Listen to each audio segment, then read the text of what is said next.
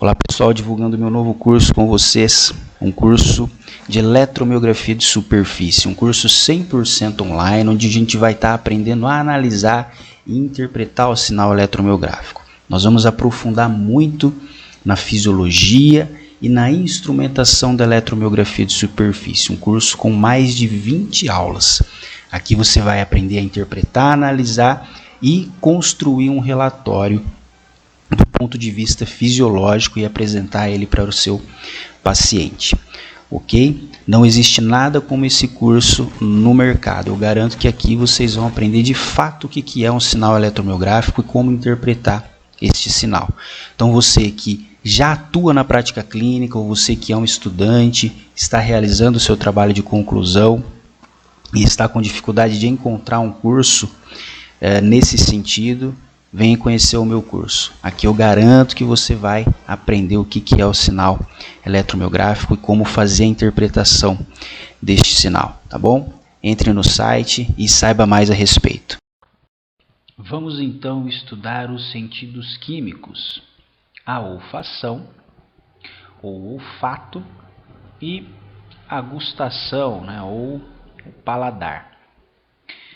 Bom, o sentido químico é o mais antigo dos sistemas, pois, se nós fizermos uma breve análise, até mesmo uma bactéria pode detectar e se deslocar até uma fonte de alimento devido a uma atração química.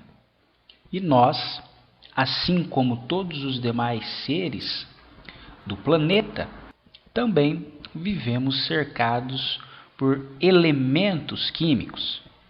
Vivemos, por exemplo, circundados por uma imensa massa de ar, onde é encontrado uma vasta quantidade de substâncias voláteis, isto é, substâncias capazes de evaporar, de flutuar no ar. E além disso, também colocamos substâncias químicas na nossa boca para nos alimentarmos. Desse modo, então, o nosso meio interno, os nossos fluidos, são carregados de elementos químicos. O nosso corpo inteiro é constituído de elementos e de ligações químicas. Desse modo, as sensações, os sentidos químicos, originalmente evoluíram para que nós pudéssemos identificar elementos que pudessem ser ingeridos, assim como evitar alimentos estragados ou substâncias potencialmente nocivas ao organismo. Para se ter uma ideia, estima-se que o sistema olfativo humano possa ser capaz de identificar aproximadamente 10.000 substâncias voláteis diferentes. E mesmo com essa grande aptidão, nossa capacidade discriminatória é limitada em comparação a outros animais.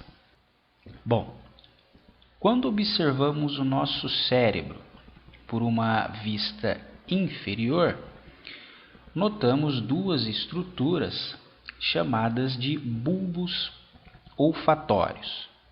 Essas duas estruturas são extensões do nosso cérebro que repousam na lâmina cribriforme do osso etimoide.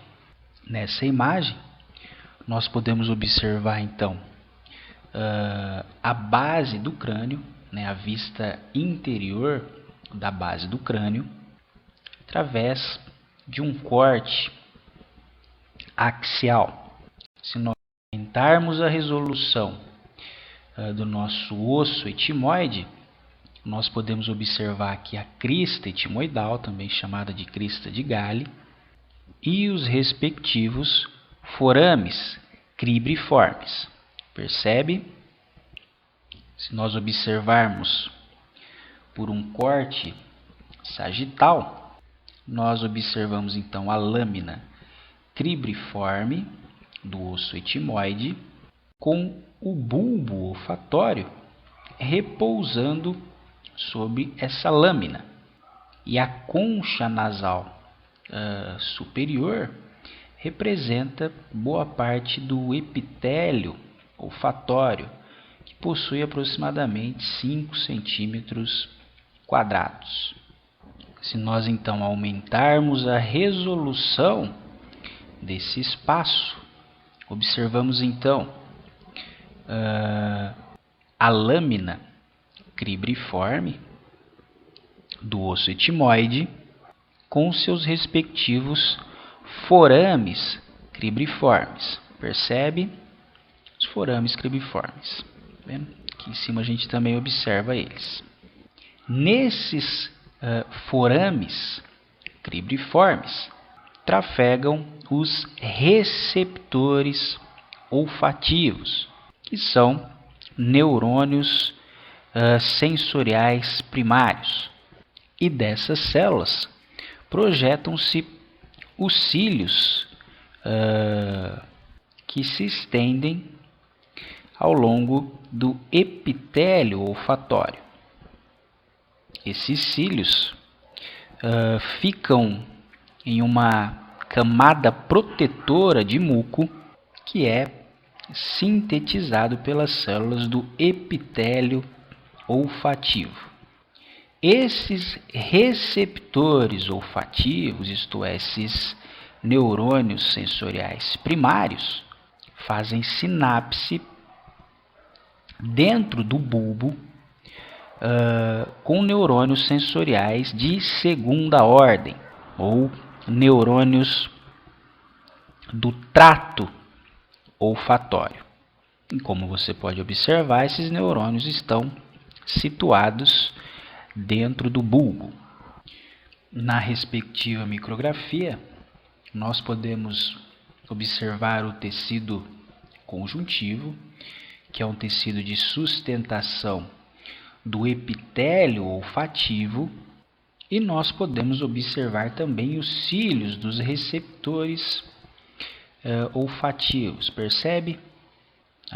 São os cílios dos neurônios sensoriais primários, os neurônios que constituem os receptores olfatórios. Se nós aumentarmos a resolução do nosso epitélio olfatório, nós podemos observar aqui o nervo olfatório, que é constituído por um conjunto de receptores olfativos, isto é, um conjunto de neurônios sensoriais primários. Nós podemos observar que esses neurônios passam no interior, trafegam no interior do forame cribriforme. O corpo dessas células estão situados no epitélio olfativo e os cílios se projetam ao longo do epitélio olfativo e são banhados por uma camada de muco. Além disso, fazendo parte da constituição do epitélio olfativo, há também a presença de células basais, que são células tronco, que dão origem a novos receptores olfativos, e as células de suporte, que estão associadas à síntese do muco. Bom, quando o ar inalado passa nas vias aéreas e no epitélio olfativo, partículas químicas voláteis presentes nesse ar se dissolvem no muco e interagem com receptores moleculares presentes na membrana dos cílios das células olfativas. Vamos então aumentar a resolução da membrana desse cílio olfativo para a gente entender melhor como se dá a quimiotransdução olfativa. Então, na respectiva imagem, nós temos a membrana do cílio da célula receptora olfativa. A parte de cima representa o meio intracelular e a parte de baixo o meio extracelular. Bom, essas membranas possuem receptores metabotrópicos associados a um tipo especial de proteína G, a proteína G OLF. Quando moléculas odoríferas ou odorantes interagem com esses receptores, a proteína G aumenta a atividade da adenilato ciclase, aumentando, portanto, o AMP cíclico, que atua como segundo mensageiro, estimulando a abertura de canais catiônicos. Estes são os canais catiônicos dependentes de AMP. Com o efluxo, com o influxo de cátions a favor do seu gradiente de concentração, o cálcio que entra na célula estimula a abertura de canais de cloreto. E com o efluxo de cloreto, que no caso do receptor olfativo é mais concentrado no interior da célula, isso então altera o potencial de membrana dessas células, proporcionando assim uma despolarização, que então se propaga ao longo dos axônios desses neurônios sensoriais primários, que então fazem sinapse no bulbo olfatório com os neurônios sensoriais de segunda ordem, certo? Então, o estímulo químico gerado nos cílios dos receptores gera um potencial de ação que se propaga ao longo do axônio da célula receptora olfativa, que então faz sinapse com os neurônios sensoriais de segunda ordem no bulbo olfatório. Bom, é importante mencionar também que a maioria dos mamíferos possui uma área na mucosa olfatória chamada de órgão vomeronasal ou órgão de Jacobson.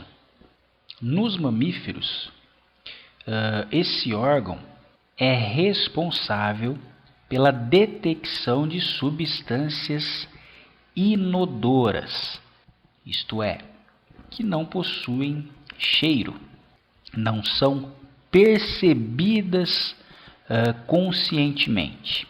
No entanto, essas substâncias influenciam de forma silenciosa o comportamento social, sexual e reprodutor.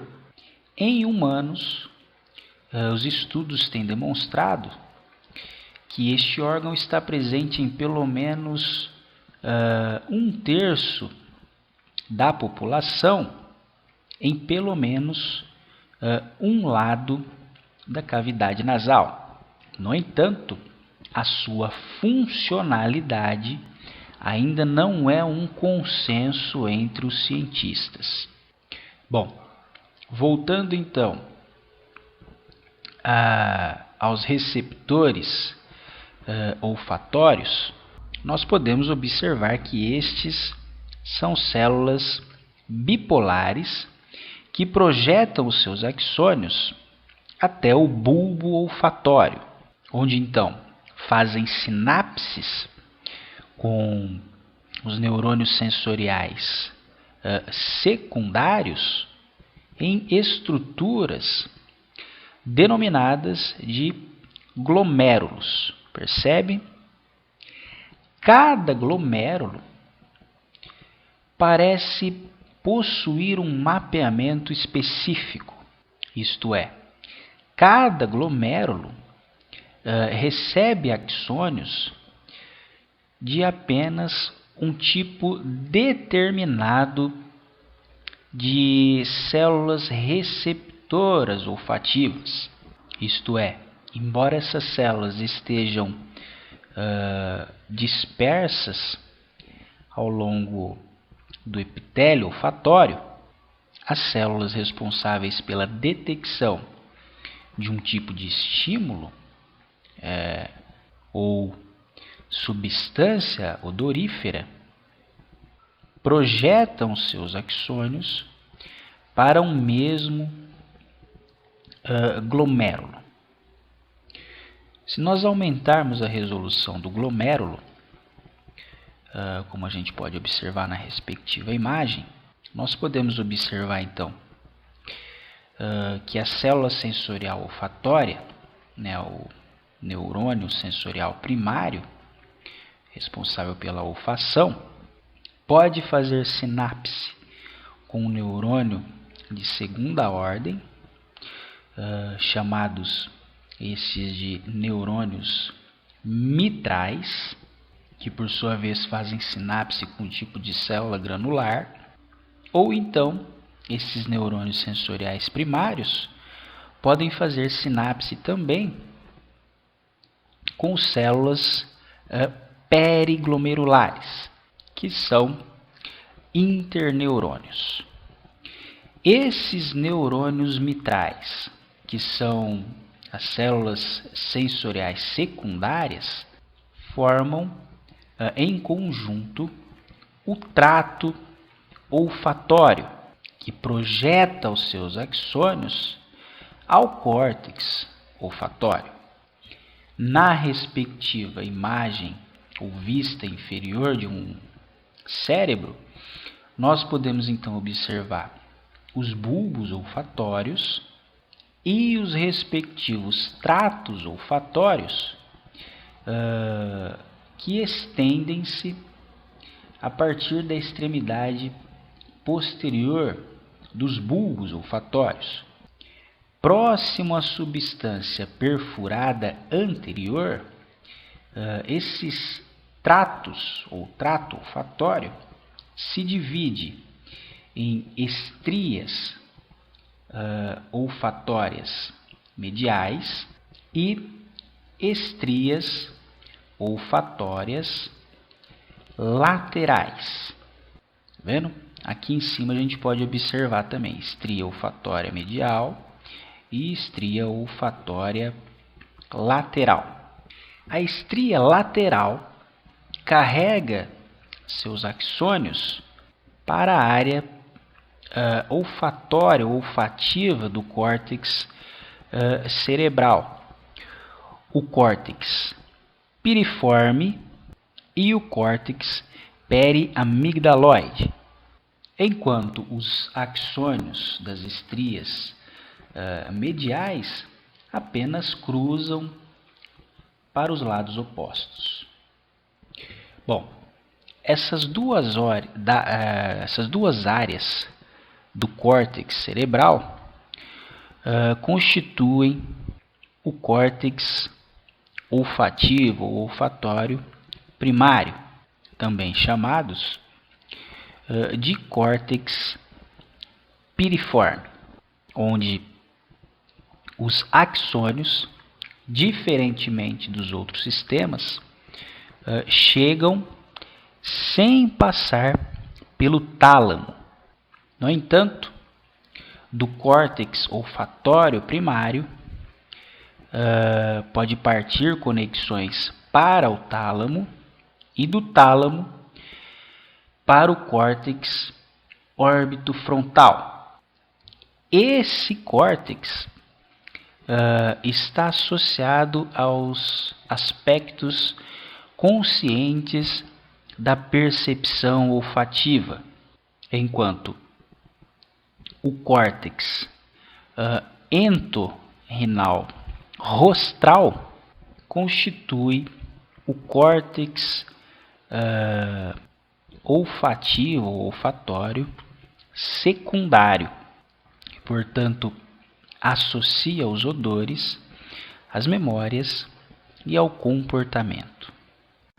Bom, a perda completa do olfato gera uma condição clínica chamada de anosmia, e a perda parcial ou diminuição da capacidade olfativa de hipoosmia. Essas duas condições clínicas podem surgir com uma série de injúrias do aparelho olfativo, como por exemplo, um dano da placa cribriforme após um trauma, um inchaço do epitélio nasal, como por exemplo a rinite ou sinusite, ou então em decorrência de um resfriado ou uma infecção das vias aéreas. E dependendo da gravidade dessa lesão, essa pode ser uma condição temporária ou permanente. E geralmente essas duas condições são acompanhadas da ageusia, isto é, uma perda parcial da gustação, uma perda parcial do paladar. E já que falamos de gustação ou paladar, vamos então estudar este sentido. Bom, os receptores gustatórios estão localizados nos calículos gustatórios, também chamados de botões gustatórios. Estes são encontrados em elevações na língua, nas chamadas papilas gustativas. Papilas estas que podem ser de 3 tipos: as papilas circunvaladas, as papilas fungiformes e as papilas foliformes, também chamadas de papilas folhadas. Essas 3 papilas, então, possuem os chamados calículos gustatórios ou botões gustatórios. Além disso, toda a superfície da língua é constituída por papilas filiformes, que são estruturas pontiagudas com receptores táteis. No entanto, são ausentes em calículos gustatórios. Os calículos respiratórios são constituídos, então, pelas células gustatórias, que são os quimiorreceptores, que, como podemos observar, são células não neurais com especialidades moleculares e que estabelecem conexões sinápticas com neurônios sensitivos primários. Estes, sim, conduzem a informação sensorial. E assim como as células receptoras olfativas, essas células gustatórias possuem também cílios que formam o poro gustatório. Bom, Os humanos e outros mamíferos podem distinguir 5 qualidades gustatórias: o doce, o amargo, o azedo, o salgado e o umami, que em alemão significa de longa duração e em japonês algo delicioso, uma sensação deliciosa. A transdução do salgado se deve especialmente à interação do íon sódio com os seus canais nos receptores gustatórios, a sua entrada na célula. O azedo se deve ao íon hidrogênio, isto é, aos alimentos ácidos. O doce se deve aos açúcares, ou seja, os carboidratos, bem como alguns aminoácidos. E o umami está muito relacionado aos aminoácidos, especialmente o glutamato, enquanto o amargo se deve a uma capacidade evolutiva para identificar possíveis alimentos tóxicos ao organismo. Bom, postula-se que a transdução do sabor salgado se deve à presença de canais epiteliais de sódio que encontram-se presentes nos cílios das células gustatórias. Desse modo, em uma refeição cujo o sódio esteja presente, há então um influxo deste elemento a favor do seu gradiente de concentração para o interior da célula gustatória, o que então despolariza essa célula, a membrana dessa célula, levando à abertura de canais catiônicos, canais de cálcio, cálcio que se difunde para o interior da célula, estimulando a liberação de neurotransmissores, que por sua vez interagem com os receptores sensoriais primários, os neurônios sensoriais primários, desencadeando assim um potencial de ação que conduz essa informação para o sistema nervoso central.